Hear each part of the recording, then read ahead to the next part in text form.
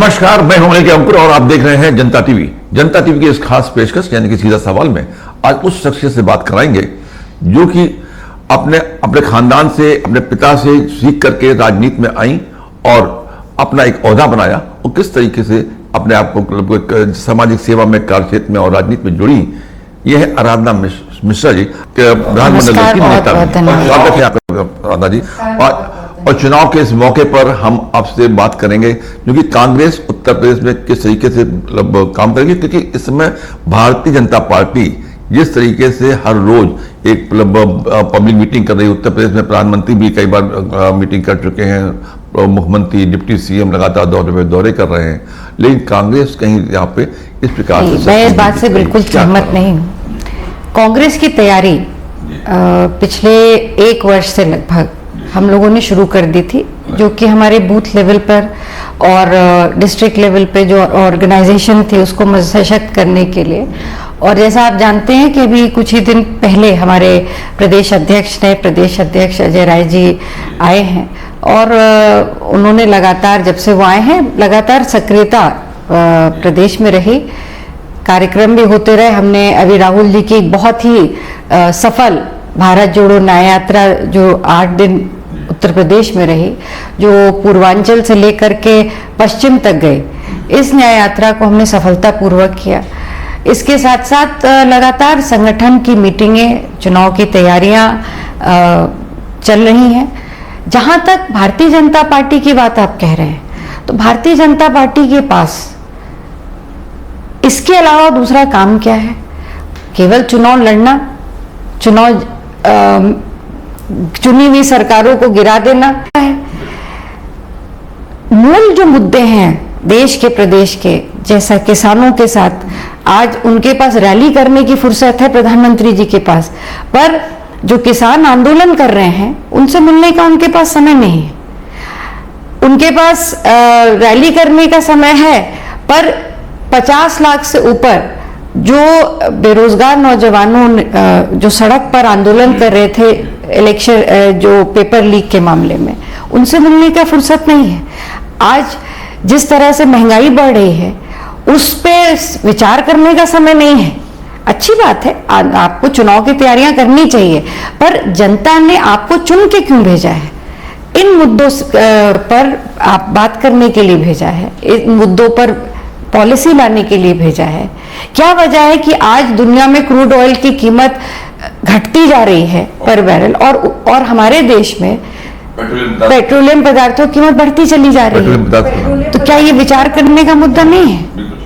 और यही जिम्मेदारी है किसी भी चुनी हुई सरकार की। आप चुनाव अच्छा, आपने मुद्दे बताए भी, जैसे महंगाई है, युवाओं के मामले में तमाम मुद्दे बताए। जैसे पहले होता था कि अगर सरकार कोई है और सरकार की नीति से विपक्ष नाराज है तो सड़क पे दिखाई देते थे लोग, धरना, प्रदर्शन, आंदोलन, लाठीचार्ज होना सब होता था। लेकिन अब की बार लगातार मैं देख रहा हूं कि विपक्ष उतना सक्रिय भूमिका में नहीं है। तो आप अखबार और टीवी में रोज खबर भी देखते होंगे कि किस तरह से विपक्ष के खिलाफ अगर कोई बयान भी दे देता है तो उस पे एनएसए जैसे गंभीर कानून के खिलाफ के तहत कार्रवाई कर दी जाती है। किस तरह से ईडी, सीबीआई और इनकम टैक्स का गलत इस्तेमाल एक बी टीम के रूप में सरकार उनको इस्तेमाल कर रही है विपक्ष की आवाज को दबाने के लिए। क्या इस देश के संविधान में ये पहली बार नहीं हुआ कि 2 चुने हुए मुख्यमंत्रियों को, जिनके ऊपर अभी आरोप सिद्ध भी नहीं हुआ, उनको अरेस्ट करके जेल भेज दिया गया हो? क्या ये सच नहीं है कि आंदोलन कर रहे हैं जो छात्र हैं, जो अपने हक की बात कर रहे हैं, टीचर्स हैं, मनरेगा के लोग हैं, आशा बहुएं हैं, आंगनबाड़ी की कार्यकर्तियां हैं, ये अगर सड़क पर अपनी बात को रखते हैं, विपक्ष की तो बात आप किनारे छोड़ दीजिए, ये तो वो लोग हैं जिनका सीधा संवाद सरकारों से होना चाहिए, उनके ऊपर आप एनएसए लगा देते हैं, लाठीचार्ज करते हैं, उनको जेल में डाल देते हैं। आज विपक्ष का कोई भी, हम लोग भी आंदोलन करते थे, हम आज भी आंदोलन करते हैं, पर आज किस तरह का ट्रीटमेंट किया जाता है? आपके पास, अगर आप, पहली बात तो सरकार परमिशन ही नहीं देती आपको किसी भी आंदोलन के लिए, किसी भी आपको यात्रा के लिए परमिशन नहीं देती, और अगर आप करते हैं तो आपके खिलाफ कार्रवाई होती, लाठीचार्ज होता है। तो ये तानाशाही जो सरकार का में शुरू हुई है, ये नया रवैया जो प्रदेश सरकार से लेके केंद्र सरकार ने शुरू किया है कि हर बात पे आप बुलडोजर चला देंगे, हर बात पे आप FIR लिखा देंगे, हर बात पे आप गिरफ्तार कर लेंगे। तो ये एक जिस तरह का लोकतंत्र में का दमन करके आज जो माहौल बना है, ये लोकतंत्र के लिए सुरक्षित नहीं है और यही हमारी लड़ाई है, यही इंडिया गठबंधन। लेकिन लोगों का कहना है कि आप लोगों का कहना है कि आप लोग हमारी बात पे आपत्ति करते हो, पत्रकार लोग आपत्ति करते हैं, आपत्ति करता है। लेकिन जब कांग्रेस सत्ता में लगातार थी, इमरजेंसी लागू कर दी गई, तो लोगों को जेल भेजा गया था लोगों को। इमरजेंसी के दौर में वो एक ऐसा दौर था जहां पे कोई विषमताएं थी सरकार के सामने। एक लिमिटेड टाइम था, 77 से लेकर के 77 के दौर तक। पर आप मुझे बता दीजिए, ये पिछले 10 वर्षों से क्या अघोषित इमरजेंसी प्रदेश में और देश में नहीं लगी हुई है? जिस तरह से सरकार दुरुपयोग कर रही है ईडी का, अगर एक कोई बयान दे देता है इंडिया गठबंधन का कोई भी घटक दल या कांग्रेस का कोई नेता, तो सीधे दूसरे दिन ईडी की नोटिस चली जाती है। अगर कोई बात कर लेता है तो इनकम टैक्स की रेट बढ़ जाती है। कांग्रेस के खाते से आप इससे बड़ी बात क्या हो सकती है कि चुनाव सर पर है, भारतीय जनता पार्टी ने अपने कुकर्म का जवाब नहीं दिया जो इलेक्ट्रल बॉन्ड के रूप में देश के सामने है, और उल्टा कांग्रेस के खाते पे चुनाव के दौरान हमारे खाते सीज कर दिए गए। मतलब जो हमारी देनदारी है वो 10% भी नहीं, उसका कई गुना ज्यादा हमारे ऊपर देनदारी निकाल करके हमारे खाते सीज कर दिए। अमूमन इनकम टैक्स में ये प्रोविजन है कि अगर आपकी आउटस्टैंडिंग निकलती है तो आपके खाते से आप दे दीजिए और आप उसके बाद पेनल्टी दे दीजिए और आप कार्य करिए। हमारे खाते से पैसा तक निकाल लिया इनकम टैक्स ने बिना हमारी जानकारी के। तो आज ये कांग्रेस के साथ हुआ, क्या ये कल इस देश के प्रदेश की कॉमन मैन जनता के साथ नहीं होगा कि उनको पता भी नहीं चलेगा और सरकार उनके खाते से पैसा निकाल लेगी? 15 लाख तो आपने खाते में दिए नहीं जनता के, पर आपने पूरी तैयारी कर ली, पूरी बिसात बिछा ली है कि आप उस जनता के पैसे इनकम टैक्स के नाम पे, पेनल्टी के नाम पे, GST के नाम पे आप कभी भी निकाल सकते हैं। ये राइट आपको किसने दिया? कोर्ट है, न्यायालय है, तो अपेलेंट कोर्ट्स है, आप उसमें जाएगी, अपील करें, उसमें कंटेस्ट हो, आप अपनी बात कहें, हम अपनी बात कहें। पर ये तरीका जो भारतीय जनता पार्टी की सरकार ने शुरू किया है जबरदस्ती करने का, गुंडागर्दी का, ये अनुचित है। अच्छा, एक ही हो, जैसे आपने इलेक्टोरल बॉन्ड की बात की, इलेक्टोरल बॉन्ड को जिन लोगों के नाम उजागर हुए, उस साफ तौर पर लग रहा है कि वो लोग किस तरीके से उनके ईडी छापे पड़ते थे, दूसरे दिन वो पैसा जमा कर देते थे जाकर इलेक्टोरल बॉन्ड में जाकर के। तो क्यों नहीं मुद्दा कौन बनाएगा? आप राहुल गांधी जी की प्रेस कॉन्फ्रेंस रोज देख लीजिए, हर प्रेस कॉन्फ्रेंस में उन्होंने इस बात को कहा, हर पब्लिक मीटिंग में, हर रैली में कांग्रेस अध्यक्ष आदरणीय खड़गे जी ने बात कही, सोनिया गांधी जी ने इस बात को दोहराया है। कांग्रेस का हर बड़ा नेता प्रदेश स्तर पे, देश के स्तर पे इस बात को कह रहा है, और कांग्रेस के अलावा और भी जो घटक दल है इंडिया गठबंधन के, वो सब कह रहे हैं।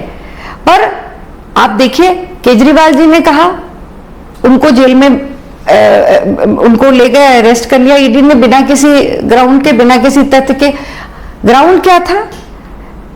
जो रेड्डी जिनका नाम इसमें आया, जो मेन प्राइम एक्यूज माने गए इस पे, जिनके बयान पर अरेस्ट किया गया केजरीवाल जी को, वो कौन थे? उनको पहले जब पॉलिसी बन रही थी, लिकर पॉलिसी, उस वक्त जो इलेक्ट्रल बॉन्ड में जो सर्वोच्च न्यायालय के आदेश पे जो इलेक्ट्रल बॉन्ड का डेटा आया है, मैं उसके आधार पे कह रही हूँ, मैं कोई अपनी इंफॉर्मेशन नहीं दे रही हूँ, कि जब लिकर पॉलिसी बन रही थी तब उन्होंने 5 करोड़ रुपए के इलेक्ट्रल बॉन्ड खरीदे जो भाजपा ने इनकैश कराए। उसके बाद उनको अरेस्ट किया गया, एक बार नहीं, दो बार नहीं, 3 बार उनके बयान लिए गए। जब तक उन्होंने केजरीवाल जी का नाम नहीं ले लिया तब तक उनको अरेस्ट करके ईडी ने रखा। और जिस दिन उन्होंने बयान ले लिया, बयान में अपना केजरीवाल जी का नाम दे दिया और केवल ये कहा बयान में कि मैं उनसे मिला था, क्या ये पर्याप्त ग्राउंड है? बहरहाल फिर भी उसके बाद उनको ईडी ने किस ग्राउंड पे छोड़ा कि उनके बैक में पेन था, तकलीफ थी।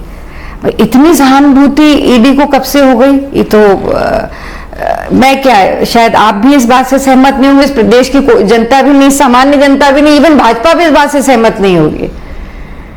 तो इस ग्राउंड पे उनको छोड़ दिया गया और उसके तुरंत बाद 55 करोड़ रुपए का उन्होंने इलेक्ट्रल बॉन्ड खरीदा जो बीजेपी ने कैश किया। तो मनी ट्रेल आप पार्टी की तरफ जो भेजी जा रही थी वो मनी ट्रेल तो ट्रेस हो गई, वो तो भाजपा की तरफ चली गई, ये तो सिद्ध हो गया। तो अब किस बात का जांच हो रही है? एक बात और, क्यों माहौल चुनाव का है, लोकसभा चुनाव को चरम पे चल रहा है, पहला चरण जल्दी ही शुरू हो जाएगा, है ना। तो ऐसी स्थिति में प्रदेश में जिस तरीके से भारतीय जनता पार्टी, मैंने पहले भी सवाल आपसे यही किया था, भारतीय जनता पार्टी जिस तरह से एक्टिव है, क्यों नहीं दिख रही? आप देखिए ना, केवल उत्तर प्रदेश में ही नहीं चुनाव है, प्रदेश देश के हर कोने में चुनाव है। तो हमारे यहाँ भी तैयारी हो गई है बहुत जल्दी। आपको मतलब आप किस तरह की तैयारी देखना चाह रहे हैं? केवल प्रधानमंत्री की मीटिंग से अगर आप कंपेयर कर रहे हैं तो मतलब मैं मानती हूँ कि वो उचित नहीं होगा, क्योंकि राहुल गांधी जी जो हैं, या कल हमारा मैनिफेस्टो लॉन्च हुआ और वो दिल्ली में नहीं लॉन्च हुआ, उसको आदरणीय सोनिया गांधी जी राजस्थान में जयपुर में उन्होंने लॉन्च किया। तो कहीं ना कहीं अभी आपने देखा 2 दिन पहले साउथ में वायनाड में राहुल जी का रोड शो हुआ।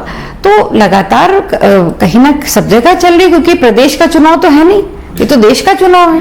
बस हिंदी पट्टी की बात कर रहे हैं तो हिंदी पट्टी में निश्चित रूप से जो भी माहौल जहां से शुरू होता बनता है, हिंदी पट्टी से माहौल बहुत आसानी से, बहुत जल्दी मेरे ख्याल से अगले हफ्ते से सारी एक्टिविटी शुरू हो जाएंगे। भारतीय जनता पार्टी कहती है कि हम पहले कहती थी कि 70 सीटें लाएंगे, 80 में से 70 सीटें लाएंगे उत्तर प्रदेश में। वो तो 80 ले आएंगे, वो तो 500 की 550 के ऊपर ना चले जाए, इस बात का डर है मुझे। देखिए, इसका सीधा सा मतलब, मैं तो इलेक्ट्रल पॉलिटिक्स से चुन करके आई हूँ, और इलेक्ट्रल पॉलिटिक्स का जो सबसे पहला प्रिंसिपल है कि आपको लोकतंत्र में, प्रजातंत्र में विश्वास रखना चाहिए।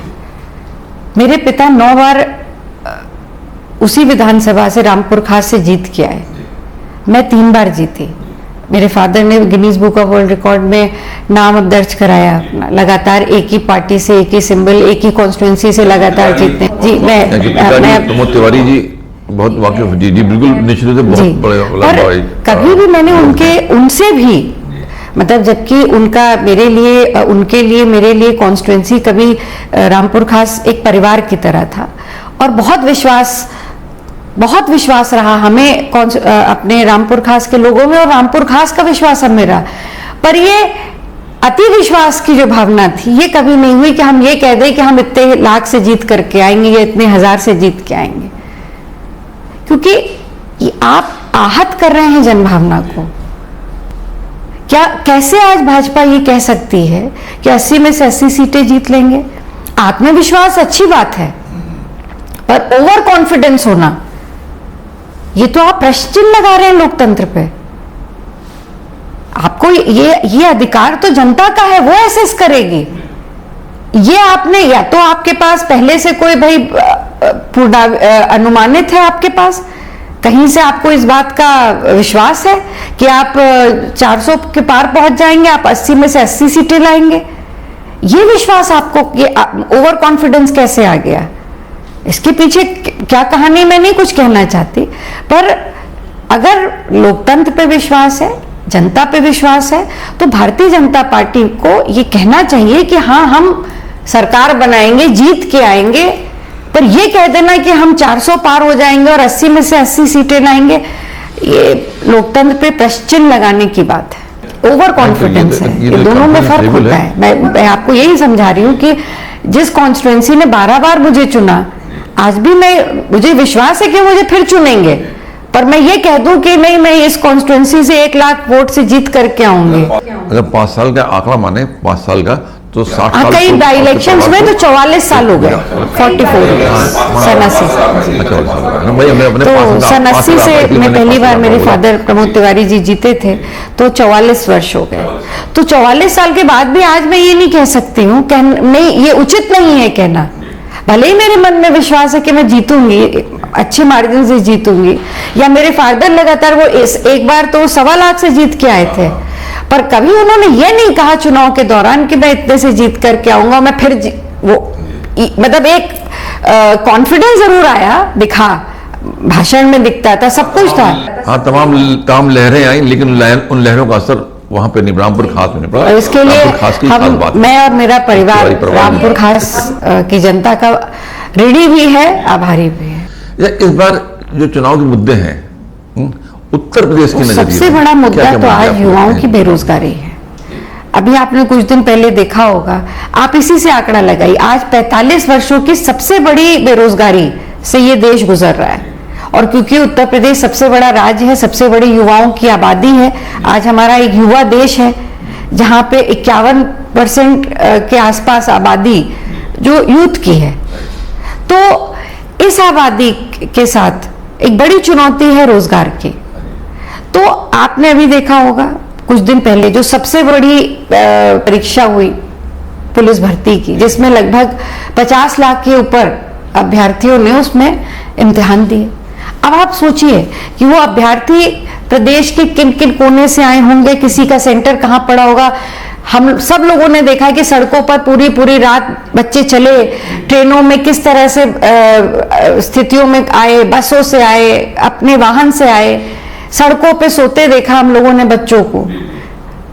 और किन परिस्थिति, गरीब किसान मजदूर परिवार के वो बच्चे थे जिन्होंने इतने साल लगातार ट्रेनिंग करी, पूरी तैयारी करी, और हुआ क्या, पेपर लीक हो गया। 7 साल हो गए सरकार को, 5 साल पुराना, 2 साल ये, एक भी सरकारी परीक्षा सरकार सफलतापूर्वक नहीं करा पाई, सारे पेपर लीक हो गए। तो क्या ये मुद्दा सबसे बड़ा है ये कि आज लगभग 5-5.5 लाख से ज्यादा पद सरकारी सेवाओं में खाली पड़े हैं, सरकार वो नहीं दे पा रही है। जो उनके पास ऑलरेडी पद खाली पड़े हैं, नए पद सृजित नहीं करने, तो ये एक बहुत बड़ा मुद्दा है बेरोजगारी। दूसरा, आज जिस तरह से किसानों का, जिस तरह से एमएसपी की सरकार ने बात करी, जिस तरह से लगातार खाद के दाम, डीएपी के दाम, कीटनाशकों के दाम बढ़ते जा रहे हैं, एमएसपी आप उनमें नहीं दे पाए, पर डीएपी के दाम आपने बढ़ा दे और बोरी का वजन आपने घटा दिया। 50 किलो की बोरी हुआ करती 40 किलो की हो गई, पर उस बोरी का वजन घट गया, दाम नहीं घटा। तो आप किसान को उसकी लागत आज नहीं उसको मिल रही है, आप एमएसपी और प्रॉफिट तो छोड़ दीजिए। और दूसरा जो सबसे बड़ी चुनौती है पूरे प्रदेश में, जो आवारा पशुओं की चुनौती है किसानों की। किसान किसी तरह से, मान लीजिए कर्जा लेकर के कैसे भी खेती करता है, बोता है, फसल तैयार करता है, खेत खाद देता है। अब आप देखिए, कम लोगों को समझ में आती हैं ये सब बातें, जो व्यवहारिक बातें हैं। आज भी पंपिंग सेट से ज्यादातर किसान सिंचाई करता है अपनी खेत की। ट्यूबवेल तो सरकारी ट्यूबवेल पर्याप्त नहीं है, पर पर्याप्त नहीं है, और है भी तो बिजली की कटौती है। तो उस पंपिंग सेट से वो जितने घंटे पानी की सिंचाई करता है, उस पे वो डीजल का दाम देता है। डीजल का दाम आज पूरे दुनिया में, क्रूड ऑयल का दाम घटा, पर प्रदेश ने घटाया नहीं उसको। तो वो अतिरिक्त बोझ किस पे पड़ रहा है? किसान पे, उसकी लागत बढ़ गई। ये सारी चुनौती, उसके बाद वो जब फसल तैयार हो जाती है तो पूरा परिवार, आज की तारीख में आप गांव में चले जाइए तो जाड़ा हो, जेठ की दोपहर हो, पूस की रात हो, वो पूरा परिवार ताकता है आवारा पशु, और कोई गांव ऐसा नहीं जहां 100, 200, 250 आवारा पशु खेत के लिए चुनौती ना बने हो।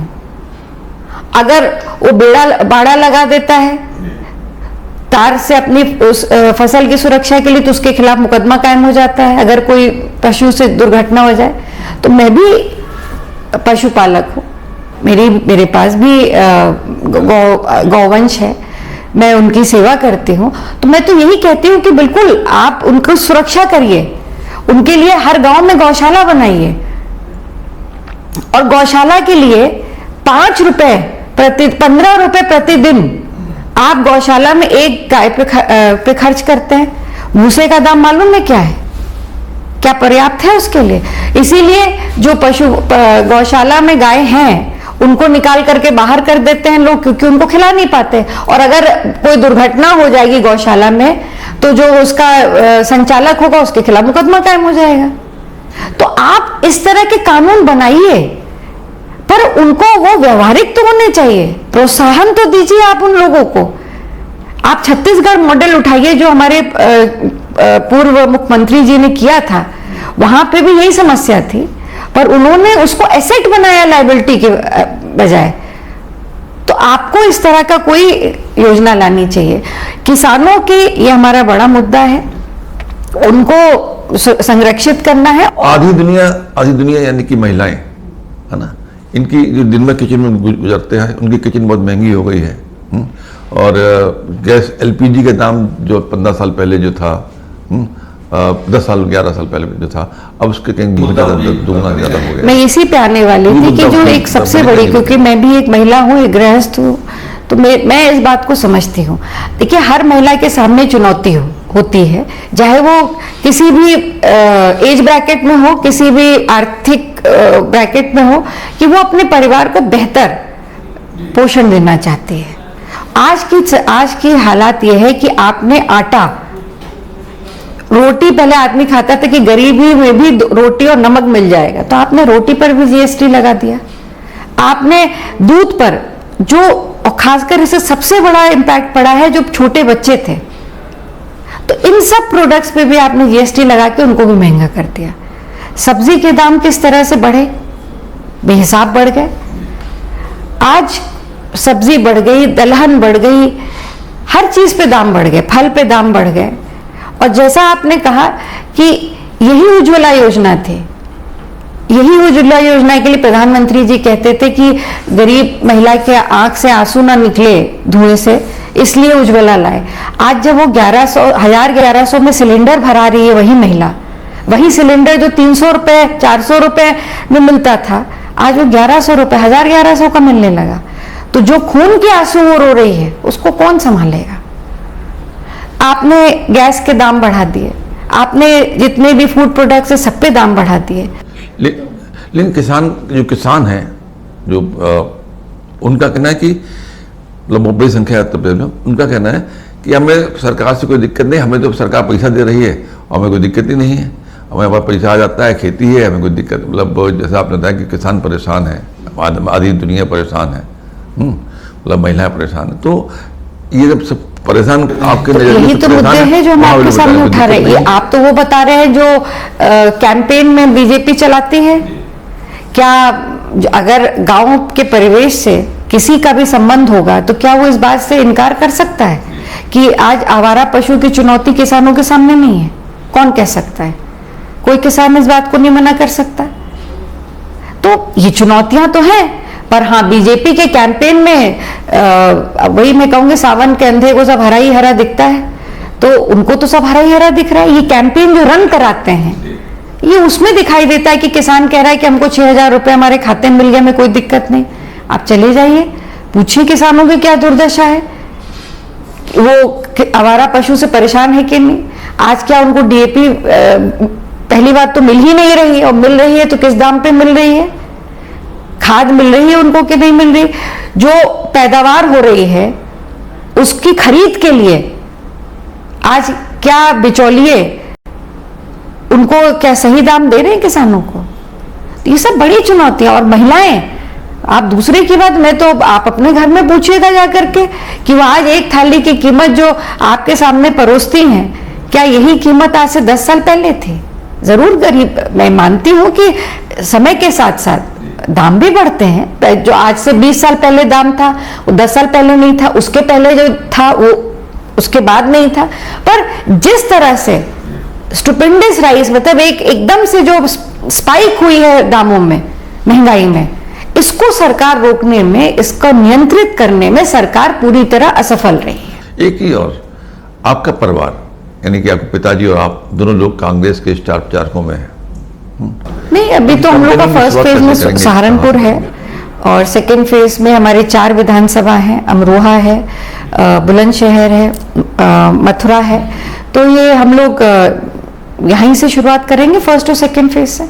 मेरा आखिरी सवाल आपसे ये कि भारतीय जनता पार्टी 80 सीटें लाने का दावा कर रही है कि उत्तर प्रदेश में 80 की 80 सीटें जीतेंगे। देखिए, अगर आप कितना ईमानदारी से ये चुनाव करेंगे और ये चुनाव ईमानदारी से होगा तो जिस तरह के हालात आज है, आज जिस तरह से नौजवान सड़क पे उतरा हुआ है, अपने अधिकार के लिए लड़ रहा है, जिस तरह किसान परेशान है, महिलाएं जिस तरह से आज महंगाई से परेशान हो गई हैं, जिस तरह से आज लॉ एंड ऑर्डर की परिस्थितियां हैं, अगर इसका सही आकलन होगा तो भारतीय जनता पार्टी आधे पर भी पिछली बार के पहुंच जाए तो बड़ी बात है।